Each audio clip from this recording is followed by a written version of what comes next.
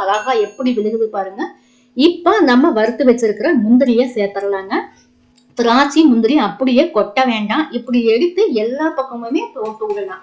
கொஞ்சம் கொஞ்சமா அப்படியே தூவி விட்டுட்டு அதுக்கப்புறம் பாருங்க இந்த அளவுக்கு தூவி விடணும். ஒட்டுக்கா போட்டோம் அப்படின்னா கிளறி கொடுத்தாலும் ஒரே பக்கம் தான் நிக்கும். அதனால கொஞ்சம் கொஞ்சமா எல்லா பக்கமுமே தூவி விட்டுட்டு அதுக்கப்புறம் நம்ம வந்து கிளறி கொடுக்கணும். அப்போ எல்லா பக்கமும் கிளறணும்னா இந்த முந்திரி திராட்சை எல்லா பக்கமுமே இருக்கும். நம்ம எடுத்து பரிமாறினா எல்லாருக்குமே வருங்க. நல்லா வந்து கிளறி கொடுக்கணும். பாருங்க எப்படி எல்லா பக்கமுமே முந்திரி இருக்கும். பார்க்கும் போதே தெரியும் அப்படியே அல்வா மாதிரி இருக்குதுன்னு நான் சொன்னேன் இல்லையா? நீங்க செஞ்சு பார்த்துட்டு நீங்களும் சொல்லுவீங்க ஆமா அல்வா மாதிரி இருக்குது அப்படின்ட்டு.